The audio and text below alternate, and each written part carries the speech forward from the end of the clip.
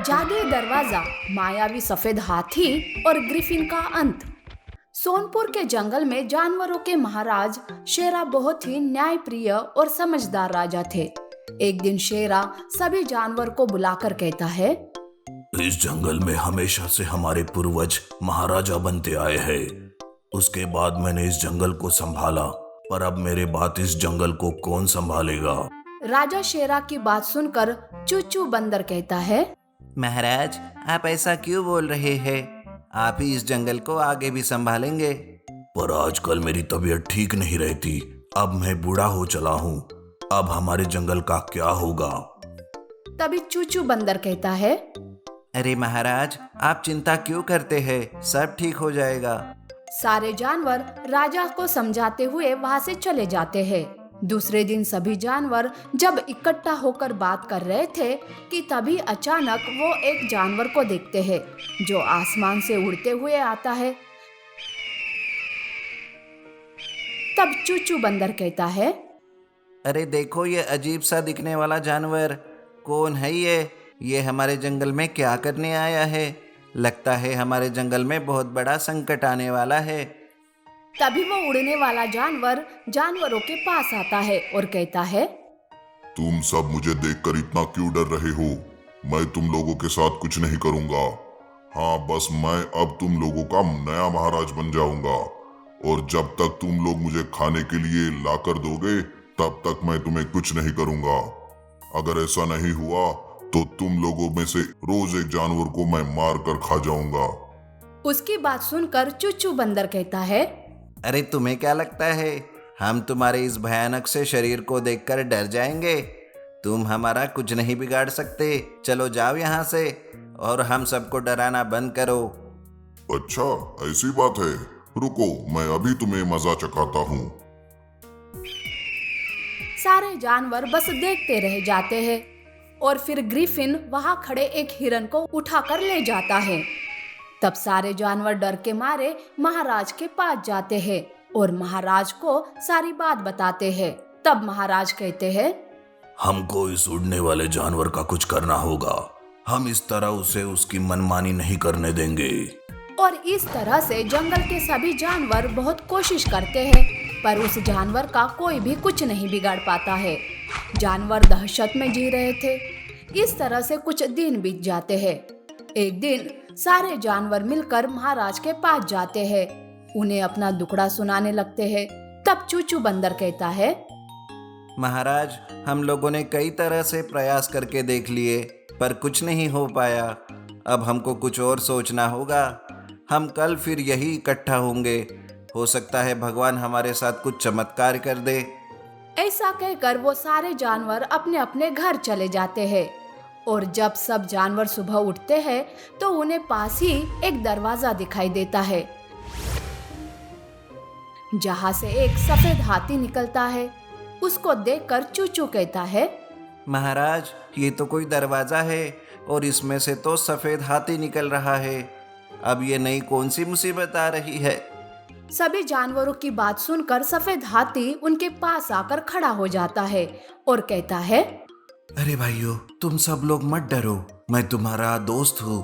तुम सब ने कल यहाँ खड़े होकर भगवान से प्रार्थना की और तुम सब लोगों की तकलीफ देखकर भगवान ने मुझे तुम लोगों की मदद करने के लिए भेज दिया।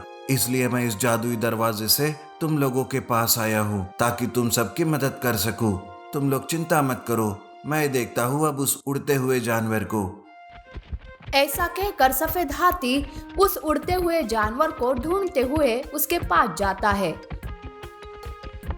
और उससे कहता है, सुनो तुम दुष्ट जानवर, यहाँ से चले जाओ। तुमने यहाँ के भोले भाले जानवरों को बहुत परेशान कर दिया। अब तुम्हारी मरने की बारी है। मैं तुम्हें जिंदा नहीं छोड़ूंगा। उसकी बात सुनकर ग्रिफिन कहता है, अरे, मुझे मारने वाले खुद ही मर जाते हैं। इस दुनिया में मुझसे ज्यादा शक्तिशाली कोई नहीं है, इसलिए तुम अपना मोटा सा शरीर लेकर यहाँ से चले जाओ। फिर ग्रिफिन और सफेद हाथी में लड़ाई शुरू होती है। बहुत समय तक लड़ाई होने के बाद ग्रिफिन कमजोर होकर हारने लगता है। तब वो अपने मन ही मन सोचता है, ये हाथी तो सचमुच बहुत ताकतवर लग रहा है। मुझे यहाँ से तुरंत उठ जाना चाहिए, नहीं तो ये मुझे मार डालेगा। और तुरंत ग्रिफिन वहां से उड़कर भाग जाता है। उसको भागता देख चूचू बंदर कहता है, अरे वाह हाथी भाई, ये तो सच में भाग गया। अरे नहीं नहीं, ये दुष्ट जानवर इस जंगल से कहीं नहीं गया। वो सिर्फ यहाँ से भागा है। वो कल फिर आएगा, पर अब कुछ ऐसा करना होगा जिससे कि वो यहाँ से भाग ही ना सके। दूसरे दिन जैसे हाथी ने कहा था ठीक वैसे ही होता है। दूसरे दिन वो ग्रिफिन फिर आता है। तब हाथी सोचता है, इसको कैसे भी करके उस जादुई दरवाजे तक लेकर जाना होगा। फिर सफेद हाथी दौड़ते हुए उस जादुई दरवाजे के पास जाने लगता है। तब ग्रिफिन कहता है, अरे ओ डरपोक हाथी, रुक जा, कहाँ चल दिया? मैं तो आज तुम्हें जिंदा नहीं छोड़ूंगा। और वो भी सफेद हाथी के पीछे पीछे जाने लगा। और जैसे ही वो उस जादुई दरवाजे के पास जाता है तो वो दरवाजा खुल जाता है। तब हाथी कहता है, अब तू मरने के लिए तैयार हो जा। ग्रिफिन कुछ ज्यादा समझ नहीं पाता। उससे पहले वो जादुई दरवाजा उसको अपनी तरफ खींच लेता है और दरवाजा हमेशा के लिए बंद होकर वहां से गायब हो जाता है। और साथ ही साथ वो सफेद हाथी भी गायब हो जाता है। तो दोस्तों, इस कहानी से हमको ये शिक्षा मिलती है कि हमें अपने शरीर और ताकत पर कभी घमंड नहीं करना चाहिए और मुसीबत में हमें हमेशा शांति से काम लेना चाहिए। भूखा ब्लैक पैंथर और गोल्डन एलिफेंट। एक बार की बात है, एक जंगल में एक काला चीता भूख के मारे इधर उधर घूम रहा था। भोजन ढूंढते ढूंढते काले चीते को काफी वक्त हो गया था, पर उसे अभी तक कोई शिकार नहीं मिला था। वो थका हारा एक तालाब के पास जाकर मन ही मन सोचता है, शिकार ढूंढते ढूंढते मेरी तो हालत ही खराब हो गई। अगर मुझे शिकार नहीं मिला तो मेरी पत्नी मेरे सिर पर डंडा मार मार के मेरा जीना हराम कर देगी। यूं काला चीता सोच ही रहा था कि उसकी नजर वहीं पास में पानी पीने आए एक सूअर पर पड़ती है। काला चीता सूअर को देखकर खुश हो जाता है। चलो, भगवान ने आखिरकार मेरी सुन ही ली, अब मैं इस सूअर का शिकार करूंगा।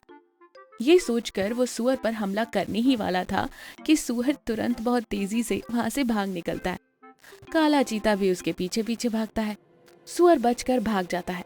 काला चीता भागते भागते कांटों भरे गड्ढे में गिर जाता है। ओए माँ, ये क्या हो गया? कोई मेरी मदद करो, मुझे इस कांटों भरे गड्ढे से बाहर निकालो। लगता है आज का दिन ही खराब है। एक तो शिकार नहीं मिला, ऊपर से कांटों भरा ये गड्ढा। ओए माँ। यूं काला चीता मदद के लिए चिल्ला ही रहा था कि तभी उधर से एक सुनहरा हाथी गुजरता है। वो काले चीते की आवाज सुनकर कहता है, लगता है काला चीता मुसीबत में है, मुझे उसकी मदद करनी होगी। ये सोचकर सुनहरा हाथी तुरंत काले चीते के पास जाता है। काला चीता सुनहरे हाथी को देखकर कहता है, दोस्त, मेरी मदद करो, मुझे इस कांटों भरे गड्ढे से बाहर निकालो। परेशान ना हो दोस्त, मैं अभी तुम्हें इस गड्ढे से बाहर निकालता हूँ। ये कहकर सुनहरा हाथी काले चीते को उस कांटों भरे गड्ढे से बाहर निकालता है।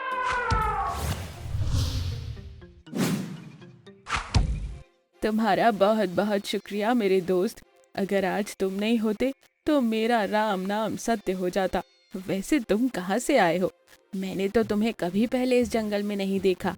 तुम तो कितने सुंदर और अद्भुत हो। सही कहा तुमने, मैं पास के जंगल से आया हूँ। मेरे पास कुछ अद्भुत जादुई शक्तियाँ हैं, जिन्हें पाने के लिए एक जादूगर मेरे पीछे पड़ा था और मैं उससे बचते बचाते इस जंगल में आ गया हूँ। अगर तुम्हारे पास इतनी ही जादुई शक्तियाँ हैं तो तुम उस जादूगर से डर क्यों रहे हो? दोस्त, मैं अपनी शक्तियों का इस्तेमाल अपने लिए नहीं कर सकता, और हाँ, तुम मुझसे वादा करो कि मेरी जादुई शक्तियों के बारे में तुम किसी को कुछ नहीं कहोगे। दोस्त, मैं वादा करता हूँ कि यह बात मैं किसी को नहीं बताऊंगा। वैसे दोस्त, मैं और मेरी पत्नी बहुत भूखे थे। आज सुबह से मुझे कोई शिकार नहीं मिला। सुनहरा हाथी अपनी जादुई शक्तियों से काले चीते के लिए ढेर सारा भोजन लाता है। ये देखकर काला चीता खुश हो जाता है।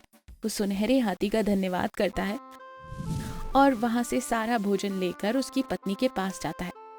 काले चीते की पत्नी इतना सारा भोजन देखकर खुश हो जाती है और वो काले चीते से कहती है, तुमने अकेले इतना शिकार कैसे किया? काला चीता अपनी पत्नी को जादुई सुनहरे हाथी के बारे में बताती है। ये सुनकर उसकी पत्नी कहती है, अरे वाह, जादुई शक्तियों वाला सुनहरा हाथी। कल से तुम्हें शिकार करने की कोई जरूरत नहीं, तुम रोज उस जादुई हाथी से भोजन मांग लेना। काला चीता ऐसा ही करता है। वो रोज सुनहरे हाथी से भोजन मांगने जाता। सुनहरा हाथी रोज काले चीते को भोजन देता। यूं काला चीता और उसकी पत्नी बड़े ही मजे से भोजन खाते थे। दिन ऐसे ही गुजर रहे थे। एक दिन काले चीते की पत्नी के मन में लालच पैदा होता है और वो सोचती है, अरे ये बार बार उस जादुई सुनहरे हाथी के पास जाकर भोजन मांगना मुझे अच्छा नहीं लगता। अगर वो सारी जादुई शक्तियां मुझे मिल जाए तो मैं इस जंगल पर राज करूंगी। मुझे किसी के आगे भीख नहीं मांगना पड़ेगा। मुझे किसी भी तरह जादुई हाथी की सारी शक्तियां लानी होगी। ये सोचकर वो सारी बात अपने पति को बताती है। अरे तुम ये कैसी बातें कर रही हो? वो मेरा दोस्त है, उसने मेरी जान बचाई थी। नहीं नहीं, मैं ये नहीं कर सकता। मैं अपने दोस्त को धोखा नहीं दे सकता। ठीक है, तुम ये भी बता दो कि तुम्हारे लिए दोस्ती ज्यादा जरूरी है या पत्नी?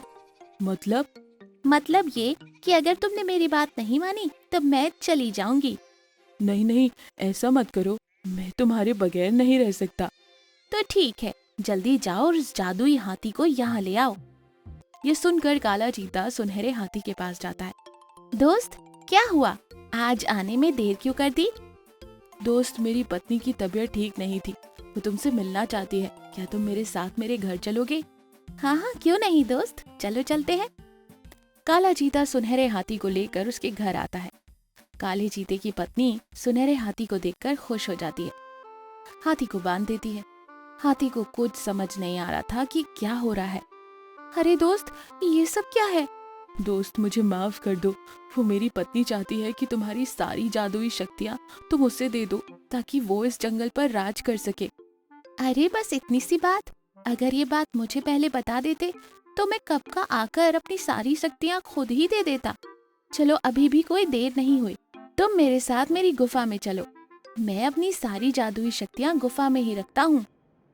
काला चीता और उसकी पत्नी हाथी के साथ उसकी गुफा के पास आते हैं। जाओ दोस्तों, मेरी सारी शक्तियाँ उस गुफा में हैं, जाओ जाकर ले लो। काला चीता और उसकी पत्नी न आगे सोचते हैं और न पीछे। वो दोनों सीधे गुफा में भागते हैं और इधर हाथी अपनी जादुई शक्तियों से उस गुफा को बंद कर देता है। काला चीता और उसकी पत्नी भूख और प्यास के मारे गुफा में ही मर जाते हैं। అతిపెద్ద గొరిల్లా మరియు సింహం. ఒక దట్టమైన అడవిలో ఒక పెద్ద గొరిల్లా తన స్నేహితులు ఏనుగు, జింకతో పాటు కలిసిమెలిసి ఉండేది.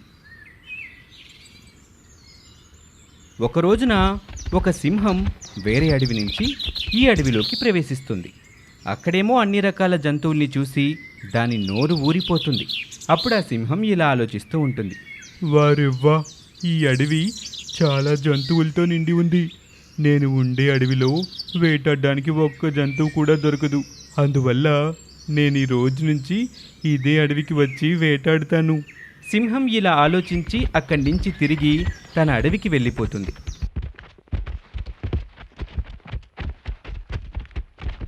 మరుసటి రోజు మెల్లగా ఈ అడవికి వస్తుంది. ఆ రోజు సింహం ఒక జింకని వేటాడి తిని అక్కడి నుంచి వెళ్ళిపోతుంది. ఇలా ప్రతిరోజు సింహం అక్కడికి వచ్చి వేటాడి వెళ్ళిపోయేది. ఒక రోజున ఆ సింహం గొరిల్లా యొక్క స్నేహితురాలు జింకపై దృష్టి పడుతుంది. కానీ ఇంతలో జింక కూడా సింహాన్ని చూసి అక్కడి నుంచి పారిపోతుంది. అప్పుడు సింహం ఇలా ఆలోచిస్తుంది. అరే, ఈ జింక నన్ను చూడలేదు కదా, ఇప్పటి నుంచి చాలా జాగ్రత్తగా వేటాడాలి. సింహం ఇలా అనుకొని ఆ రోజు వేటాడకుండానే అక్కడి నుంచి వెళ్ళిపోతుంది. జింక వెంటనే తన స్నేహితుల దగ్గరికి వెళ్ళి జరిగిన విషయం మొత్తం చెప్తుంది. అరే మిత్రులారా, నేనిప్పుడే మన అడవిలో సింహాన్ని చూశాను. మన అడవిలో సింహం ఏమీ లేదు. నువ్వు వేరే జంతువుని చూసి పొరబడి ఉంటావు. అవును, నిజమే. ఈ మధ్యన ఈ జింకకు సరిగా కనిపించడం లేదు. మొన్న పెద్ద పిల్లిని చూసి పూలనుకొని భయపడింది. ఏయ్ జింక పిల్ల, ఈరోజేమైనా ఏప్రిల్ ఫుల్ అనుకున్నావా మమ్మల్ని ఆట పట్టించడానికి? అరే, మీరు నా మాటలు నమ్మండి, నేను చెప్పేదంతా నిజమే. మనం ఇక నుంచైనా చాలా జాగ్రత్తగా ఉండాలి. గొరిల్లాతో పాటు మిగతా స్నేహితులు కూడా జింక యొక్క మాటలు విని నవ్వుతూ గేలి చేస్తూ దాని మాటలు నమ్మవు. ఇలా కొద్ది రోజుల వరకు ప్రతిరోజు కూడా ఆ సింహం అడవిలోకి వచ్చి వెళ్ళిపోతూ ఉంటుంది. ఈ విధంగా అడవిలో ఉన్న జంతువుల సంఖ్య కూడా తగ్గిపోతూ ఉంటుంది. ఇలా ఉండగానే ఒకరోజు సింహం గొరిల్లా స్నేహితుడైన పందిని వేటాడి తినేస్తుంది.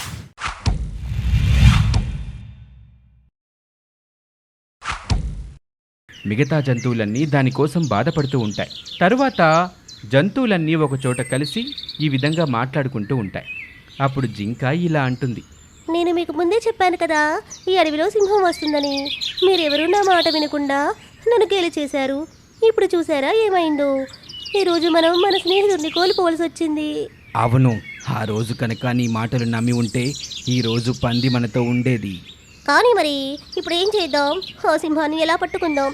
దానికి తగిన గుణపాఠం చెప్పాల్సిందే. అవును, ఆ సింహాన్ని పట్టుకోవడానికి ఏదైనా మంచి ఉపాయం ఆలోచించాల్సిందే. అయితే కోతి, నువ్వొక పని చెయ్యి. ఆ సింహం ఎక్కడి నుంచి వస్తుందో, ఎప్పుడు వెళ్తుందో అంతా ఒక కంట కనిపెట్టు. అప్పుడే మనం దాన్ని పట్టుకోగలం. మరుసటి రోజు కోతి అడవిలో హుషారుగా ఉండి ఆ సింహాన్ని కనిపెడుతూ ఉంటుంది. ఆ సింహం అడవి నుంచి ఇక్కడికి ఎప్పుడు వస్తుందో, అలాగే తిరిగి ఎప్పుడు వెళ్తుందో, దాని నివాసం ఎక్కడో అన్ని వివరాలు తెలుసుకొని గొరిల్లా దగ్గరికి వెళ్ళి చెప్తుంది. అప్పుడు గొరిల్లా జింకతో ఇలా అంటుంది, ఏయ్ జింక పిల్ల, జాగ్రత్తగా విను. రేపు ఉదయం నువ్వు ఎలాగైనా సరే ఆ సింహాన్ని ఇక్కడి వరకు తీసుకొని రావాలి. నేను ఇక్కడ దాని స్వాగతం కోసం అన్నీ సిద్ధం చేసి పెడతాను. మరుసటి రోజు జింక కావాలనే సింహం ముందుకొస్తుంది. అప్పుడు సింహం జింకను వేటాడడానికి దాని వెనకాలే పరిగెడుతోంది. అప్పుడు జింక పరిగెడుతూ ముందుగా అనుకున్న ప్లాన్ ప్రకారం సింహాన్ని వాళ్ళనుకున్న ప్రదేశానికే తీసుకుని వస్తుంది. అప్పుడు గొరిల్లా అలాగే ఏనుగు కూడా సింహం రాక కోసం ఎదురు చూస్తూ ఉంటాయి. అక్కడ అవి సింహం కోసం ఒక వల పన్ని ఉంచుతాయి. సింహం అక్కడికి చేరుకోగానే దానిపై వల విసిరి దానిని చెట్టుకు వేలాడదీస్తాయి. అప్పుడు సింహం ఇలా అరుస్తూ ఉంటుంది, ఓరి దేవుడో, నన్ను వదిలేయండి. నాకు చాలా నొప్పిగా ఉంది. ప్లీజ్ నన్ను వదిలేయండి. అవునా, మరి నువ్వు మా స్నేహితుడైన పందిని వేటాడి చంపినప్పుడు నీకు నొప్పి తెలియలేదా? ఇప్పుడు నిన్ను అసలు వదిలిపెట్టేదే లేదు. అడవిలో ఉన్న మిగతా జంతువులను ఇలాగే పట్టుకొని వేటాడేవాడివి కదా, ఇప్పుడు తగిన శాస్తి జరగాల్సిందే. ఇక అప్పుడు పెద్ద గొరిల్లా సింహంతో ఇలా అంటుంది, చూసావా సింహం, ఈరోజు నువ్వు ఈ పరిస్థితిలో ఉండడానికి నువ్వే కారణం. కానీ నిన్ను చూస్తుంటే నాకు దయ కలుగుతుంది. అందుకే నిన్ను వదిలేస్తున్నాను. ఒక్క విషయం గుర్తుపెట్టుకో, ఇంకెప్పుడు మా వైపు కన్నెత్తి కూడా చూడకు. ఒకవేళ నువ్వు మళ్ళీ ఇక్కడికి తిరిగి వచ్చావో అప్పుడు నిన్ను వదలను. ఖబర్దార్. ఇలా పెద్ద గొరిల్లా సింహాన్ని తీసుకువెళ్ళి దాని అడవిలో వదిలేస్తుంది. అప్పటినుంచి మిగతా జంతువులన్నీ కలిసిమెలిసి సంతోషంగా జీవిస్తూ ఉంటాయి.